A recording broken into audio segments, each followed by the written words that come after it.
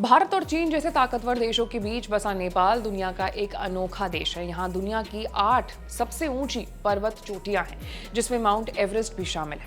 भारत और नेपाल के बीच 1751 किलोमीटर लंबी सीमा लगती है, जो सिक्किम, पश्चिम बंगाल, बिहार, उत्तर प्रदेश और उत्तराखंड से जुड़ती है। नेपाल दुनिया के गरीब देशों में गिना जाता है और यहाँ की अर्थव्यवस्था पर्यटन और बाहरी मदद पर काफी निर्भर करती है। लेकिन इस देश की पहचान केवल भूगोल या अर्थव्यवस्था से नहीं होती है, बल्कि इसके संघर्षपूर्ण इतिहास से भी होती है। सवाल है कि आखिर नेपाल को अगर हम देखें तो इसका जो राजनीतिक इतिहास है वो कैसा रहा है।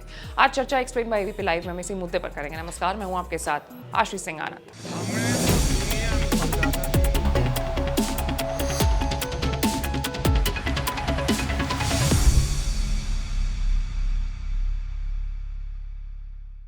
तो करीब 1000 साल पहले नेपाल छोटे छोटे राज्यों और कुलों में बटा हुआ था। आधुनिक नेपाल की नींव गोरखा राजा पृथ्वी नारायण शाह ने रखी थी। उन्होंने 1765 में एकता की मुहिम शुरू की और 1768 तक देश को एकजुट कर लिया। बाद में शाह वंश के समय ब्रिटिश ईस्ट इंडिया कंपनी से संघर्ष हुआ और 1815 की जंग के बाद सुगौली ट्रीटी पर दस्तखत हुए।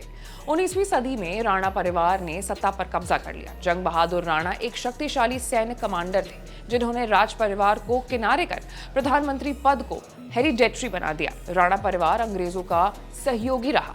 1857 के भारतीय विद्रोह के समय उन्होंने अंग्रेजों का साथ दिया। इसके बदले में ब्रिटेन ने 1923 में नेपाल की स्वतंत्रता को औपचारिक मान्यता दे दी। फिर 1940 के दशक में नेपाल में लोकतंत्र की मांग उठी। चीन ने तिब्बत पर कब्जे के बाद भारत को नेपाल की सुरक्षा को लेकर के चिंता हुई। भारत की मदद से राजा त्रिभुवन को सत्ता में लाया गया और नेपाली कांग्रेस पार्टी की सरकार बनी। लेकिन राजा और सरकार के बीच टकराव जारी रहा।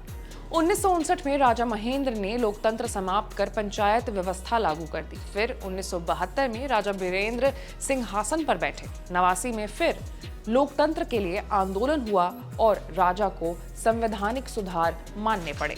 उसके बाद साल 1991 में पहली बार बहुदलीय संसद बनी। लेकिन 96 में माओवादी विद्रोह शुरू हो गया, जिसने देश को अस्थिर कर दिया।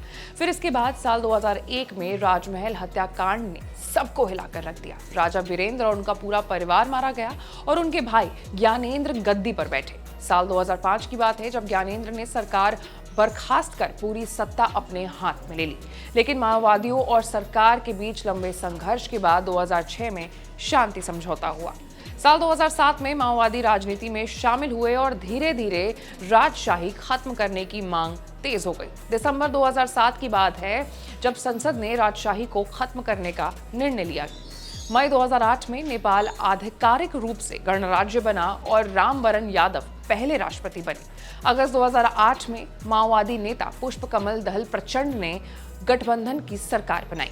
साल 2015 की बात है, जब नेपाल की संसद ने ऐतिहासिक संविधान पारित किया, जिससे देश धर्मनिरपेक्ष गणराज्य बना। उसी साल केपी शर्मा ओली नए संविधान के तहत पहले प्रधानमंत्री बने। लेकिन गणराज्य बनने के बाद भी नेपाल की राजनीति 3 बड़े दलों के इर्द गिर्द घूमती रही और अस्थिरता बनी रही। अब साल 2025 की बात कर ले तो हाल में ही नेपाल सरकार ने फेसबुक, इंस्टाग्राम और व्हाट्सएप समेत 26 सोशल मीडिया प्लेटफॉर्म्स पर प्रतिबंध लगाया था।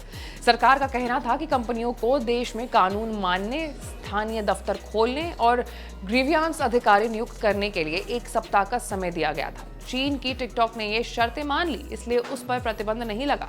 सोशल मीडिया बैन के खिलाफ युवाओं ने टिकटॉक पर अभियान शुरू किया और नेपाल और नेपो बेबी ट्रेंड के जरिए नेताओं के बच्चों की आलीशान जिंदगी के वीडियो वायरल किए गए और सवाल उठाए गए कि नेता सिर्फ अपने परिवार का भला कर रहे हैं, देश का नहीं। ये विरोध इतना बढ़ गया कि इसने हिंसक रूप ले लिया। कई लोग मारे गए और प्रधानमंत्री केपी शर्मा ओली को इस्तीफा देना पड़ा। प्रदर्शनकारियों ने बड़े नेताओं और उनके सहयोगी के घरों पर हमला किया। राजनीतिक दलों के दफ्तर में तोड़फोड़ की गई।